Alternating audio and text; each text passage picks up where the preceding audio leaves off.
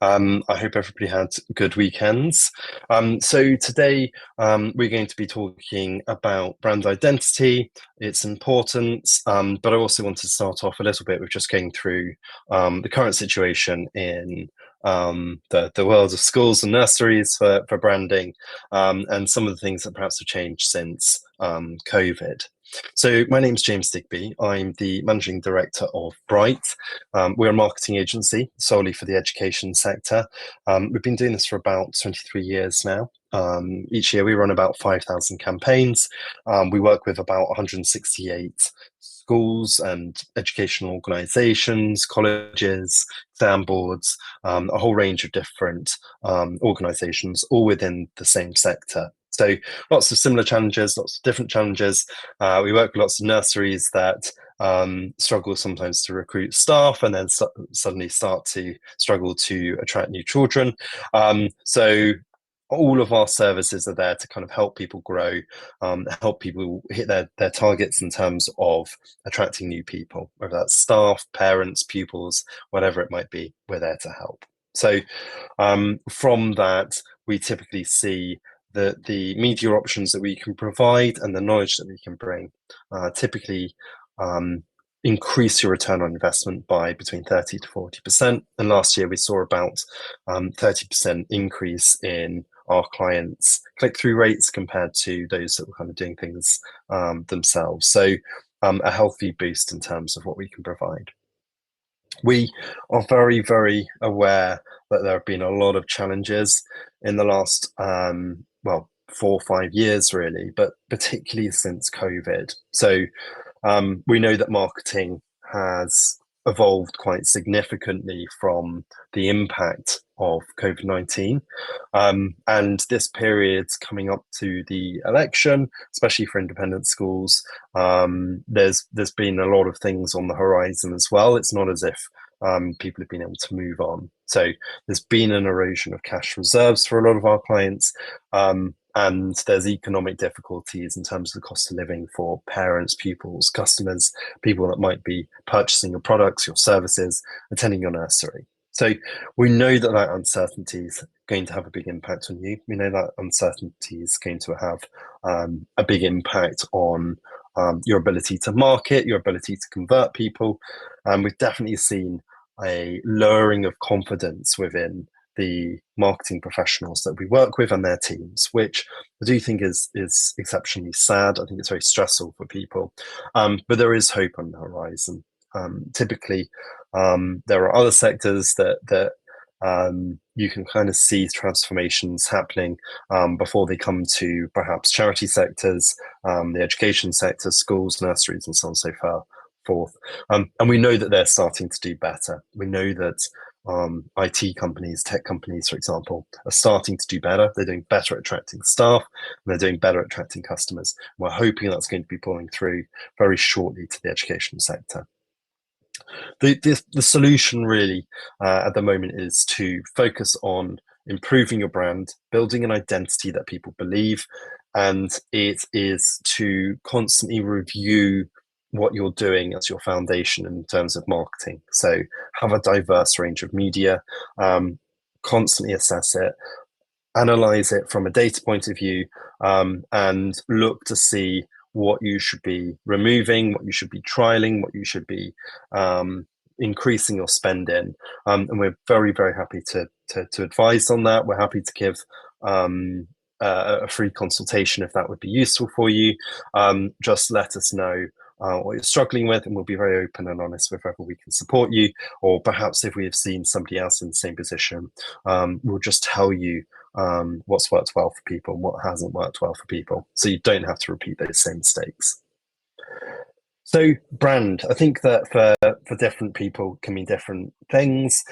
So in terms of this definition, I've taken one that's very popular, one that people refer to quite a bit. It starts off by kind of describing brand as a blueprint. So it's the master plan for your customer experience. And I think that's a really important phrase for me, because it is about customer experience. If you can't get that customer experience and that journey right, you're not going to be able to market effectively, and your brand won't be working well for you. It needs to be delivered consistently. There's no point in having a master plan and then implementing it in a very patchy way. And when you do that, it can help you to build trust and loyalty. But it does take time. So it's not going to happen overnight. But as soon as you start getting work to work on it, the quicker you'll get to that point where people trust you more and there's more brand loyalty so that people keep coming back to you. Um, in terms of relationship, I think that people talk about this a lot as a buzzword. For nurseries, for schools, it's so important that you build up a psychological relationship between you as a business or you as a school and your potential customer. If people don't have that psychological connection with your brand, then there's going to be no action there. They're just going to see you. They might engage with you a little bit out of interest, but they're not going to invest significant amounts of time in looking through your marketing, engaging with your material, and they're certainly not going to go to the step of trusting their child with you. So it's really important that you consider how your brand's going to build a relationship. We'll talk about that a little bit more further on. Um, every section of this I do really like. I think it's a really great reminder of how a brand fits together. So it is an agreement. And the reason that I think that this is important in 2024 is because a lot of people have lost faith in brands. They just see corporations and schools and businesses and organizations and nurseries as there to lie to them basically until they get what they need from them to register, to sign up, purchase their product, purchase their service. So it's an agreement that you need to be making as honest as possible. If you don't make it honest, you're going to see a big impact in that customer retention. You're going to see a lot of people that you might be able to convert initially, but you're going to see a lot of people dropping out through the process of marketing. So make sure that that agreement that you have with people, that promise that you have with people, it's something that's genuinely backed up by reality. In terms of the nature of your school or nursery, it's important that your brand gets across that personality, that character, and that style, because otherwise you're not going to get that psychological relationship, and you're not going to get an emotional reaction when people see and engage with your brand. And then finally, it needs to be different. It needs to stand out from the crowd. Nurseries, if you're running a nursery, you'll notice for a fact there's lots of competition. If you're within a school or another educational organization, you'll know there's a lot of competition out there. You'll know that some people are really, really doing very well in a very difficult situation. And you've got to keep an eye on many, many moving parts in terms of what other people are doing, in terms of your competitor analysis. And a brand needs to be distinctive enough to set you apart from those things. So this is what I would use to describe brand. And I would also keep coming back to this just to give myself a nice reminder of what my brand should be doing. So why is it important to have a brand? If you needed to go to the owner of your nursery, if you needed to go to school bursar, for example, or finance manager and get money to improve your brand, what would you be doing to kind of convince them? And what does it actually entail? What's included in that? So I'm just going to jump ahead a little bit. So in terms of the benefits of having a strong brand, it does help you to improve perception. You might not have a reputational issue at the moment, but it's important to be on top of that. It's important if anything does come along, if you have any challenges, then it's important that you have a brand that is going to help you get out of that difficulty. To many, it is also that ability to maybe make mistakes. Maybe that's with communications, maybe that's with an issue within your school or nursery, maybe it's a bad review. So to some, it's that brand protection that allows people to kind of look at something and forgive you for something. So it's a reasonable thing to kind of invest in from that point of view.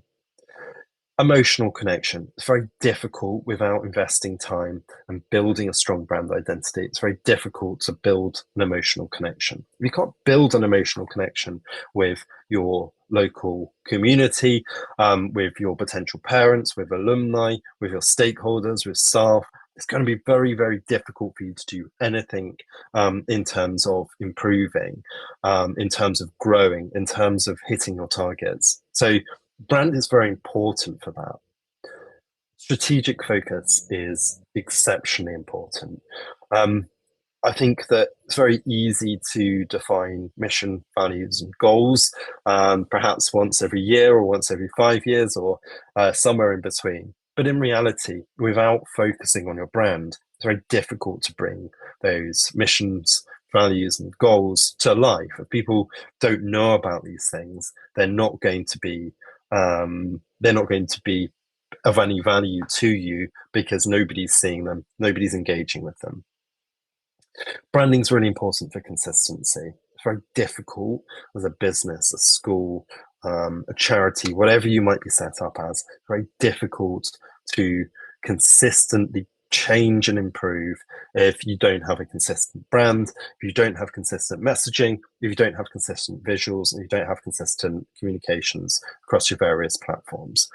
Should be able to go onto something like Twitter, should be able to go into your emails, or should be able to go into your website, and I should be seeing the same thing said over and over again, repeating the same important messages, repeating those USPs. If I can't do that, I'm going to have difficulty building up emotional connection with you, but I'm also going to have difficulty trusting you and seeing any kind of credibility in terms of what you're offering. So a strong brand can help with that credibility. And credibility is so important when people are trusting you with their children. So a very worthwhile point to consider when you're trying to influence somebody about getting budget to improve your brand. And then, as we've talked about, the marketplace is full of competitors. It's full of new things coming along. You wouldn't have expected apps to be able to replace some kind of learning. But if you look at things like Duolingo, you look at some of the online courses that are available to people, the market's changing very rapidly in many different ways. So you need to set yourself apart from these things. And the best way to do that is to build a strong brand identity. So in terms of practical senses, what does that actually look like? Where do things like your website come in? Well, your website is typically where you'll be driving traffic from your marketing. That marketing needs to have consistent branding, but there needs to be a smooth transition from one platform to another. If you're driving the vast majority of your traffic to your website, which is what you should be doing, then you need to have consistent language. You need to have consistent tone of voice. The best way to do that is to create yourself some brand guidelines and then review it every 3 to 6 months. By doing that, you can make sure it's still relevant. And by doing that, you can still make sure that you're applying your branding consistently across all platforms.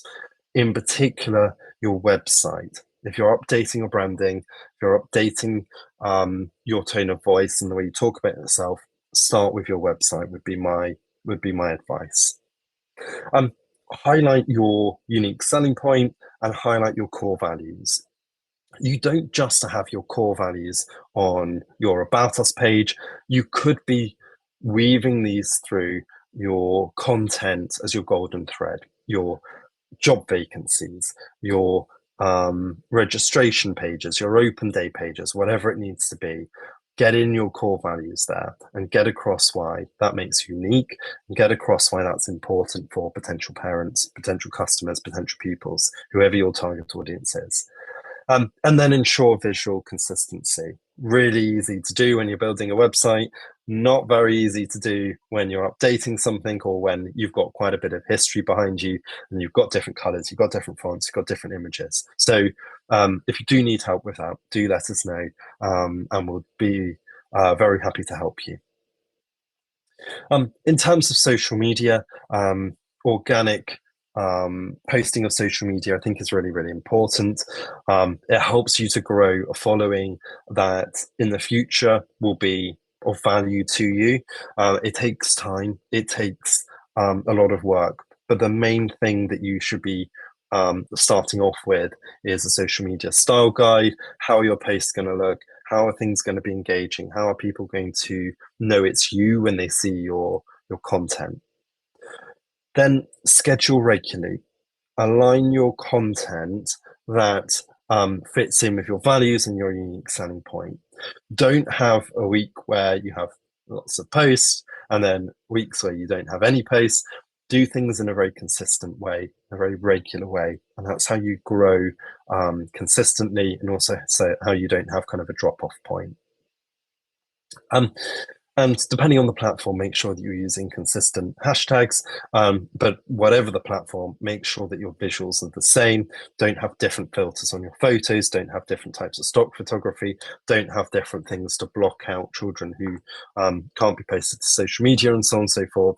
Make sure everything is consistent. It's the best way to build a strong brand identity, especially for nurseries and schools.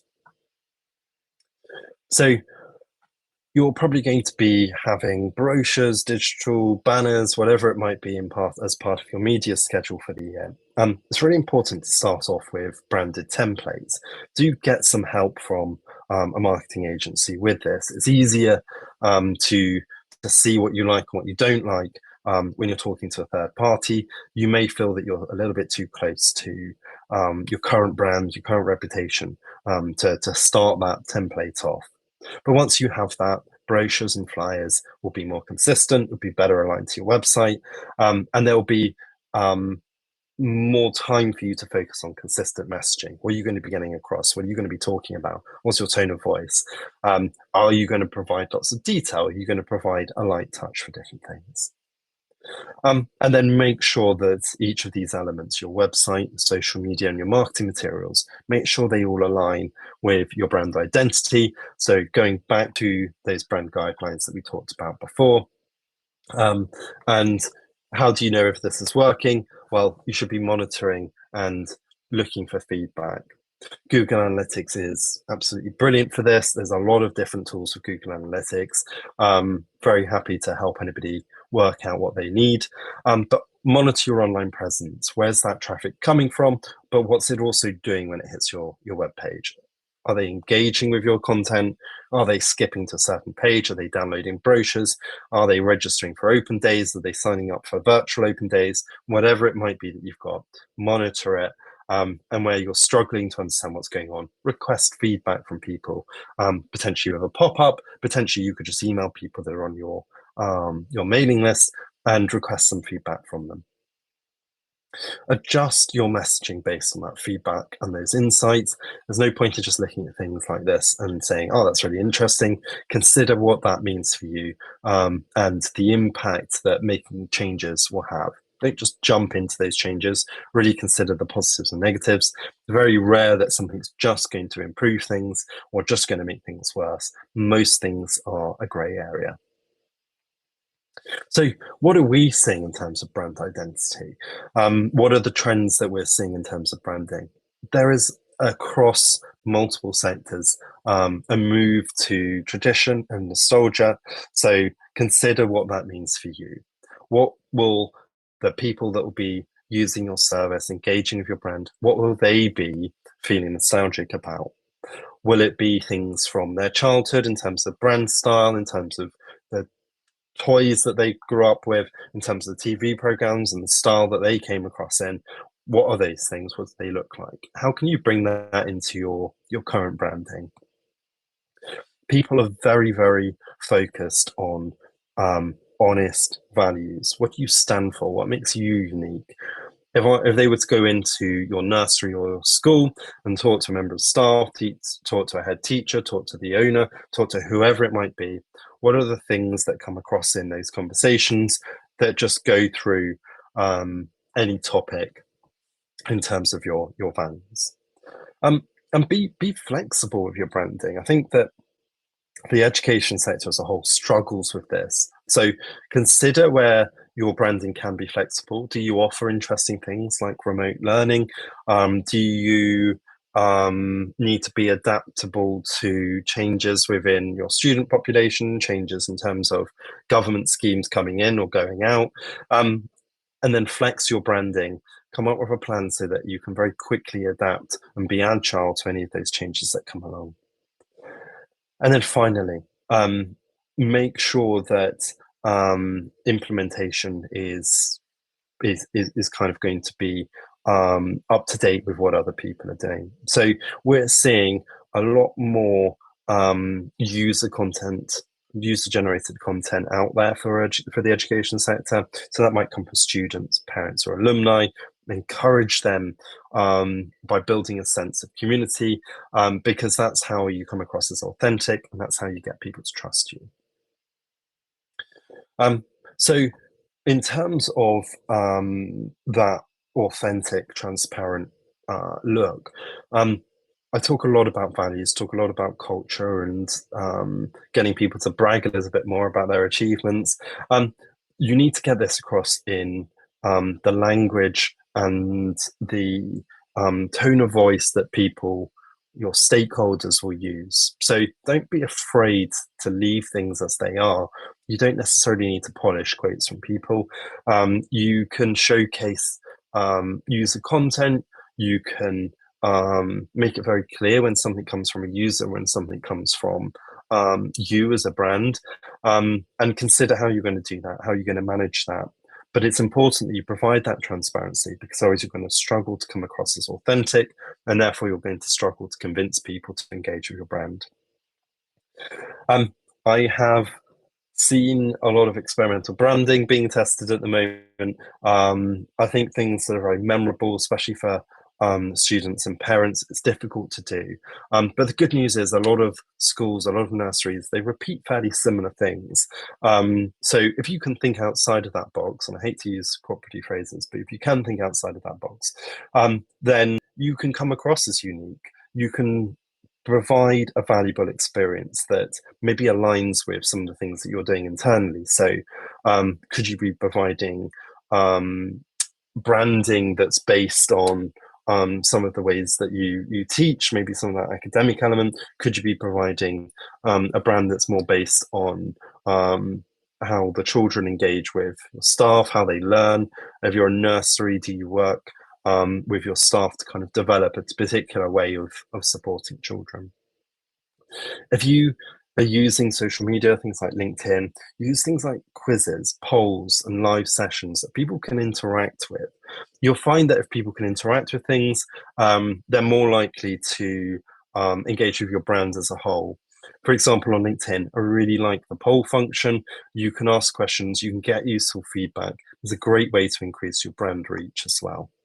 And then finally, as I've been saying for some time, if you've been joining these masterclasses, you know I'm a big fan of videos and infographics. Make sure your branding is visual.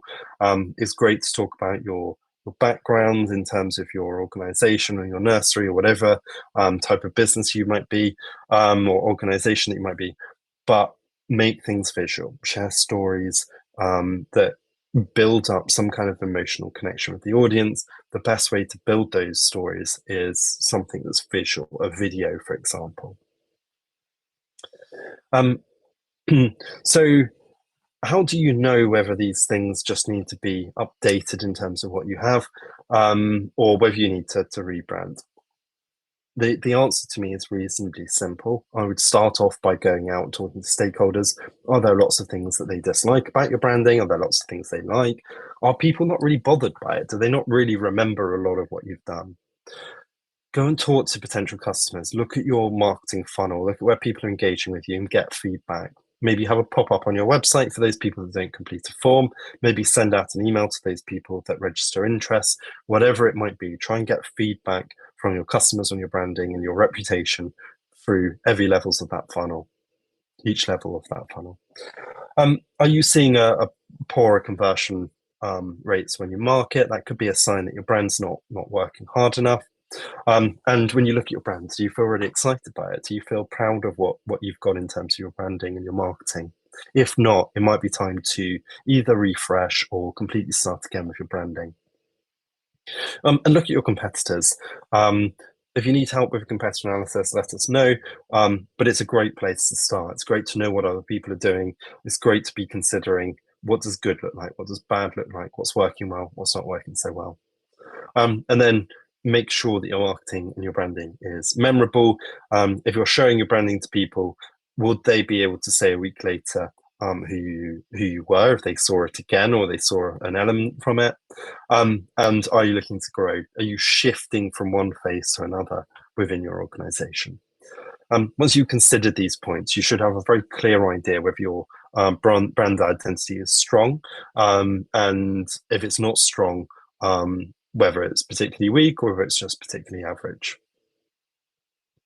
So if you decide that you needed to build a stronger brand identity, what would you be doing next?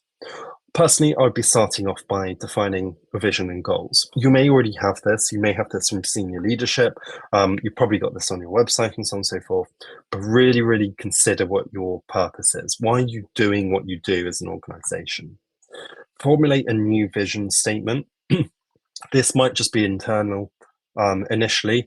It might be very plain English. It might be very basic, but formulating a vision statement can really help you build a strong identity based on strong foundations. And then align any business goals that you have, any growth goals that you have, any goals for your school that you have with that kind of vision and the strategy that you have for your marketing and your branding. And then finally start to understand your competition. What have they done to overcome some of the challenges with their branding? And then I'd move on to understanding your customers. Start profiling them, start building personas. Do you have 2, 3 key types of personas? Not everybody fits into boxes, but there are general rules that kind of tie people together within your target audience. Consider how those things fit together. Get to know your audience better. Talk to them, ask them questions, engage with them, ask for their feedback regularly, give them the ability to feedback. And then map your customers' buying behavior. So maybe take some of those personas and say, okay, how are people engaging with our brand? Where are they engaging with our brand? Which bits do they like? Which bits do they not like? And then you will start to have a better understanding of where you need to improve your brand. And then finally, it's the more interesting, the fun part in many ways. Take that information and start to build your brand. Start to understand the tone of voice that you're going to use. Start to understand your visual elements and start to build things like taglines that you can use across your marketing. And then we've kind of summarized this on this slide, and then when you kind of get to this initial point from realizing you need to rebrand, the top thing that I can recommend is come up with a project plan. Use a platform. We use monday.com to track all of our branding projects. Use a platform to track what you're going to do, when you're going to do it, what are your gates in your project plan that you have to get everything sorted for before you can move on. If you have a stronger project plan, things are going to go a lot better. Hopefully today has been useful for you. Hopefully it gives you an idea of why a strong brand identity is important. Hopefully it gives you an idea of what a strong brand identity is, and hopefully it gives you a good idea about what you could be doing to identify if you need to work on your brand, whether your brand is strong or whether it's weak. If you have any questions, do let me know. We'd be very happy to help you. We're going to be sending out an email later on today with a recording of this. So thank you very much for attending today. And I look forward to any questions that you might have.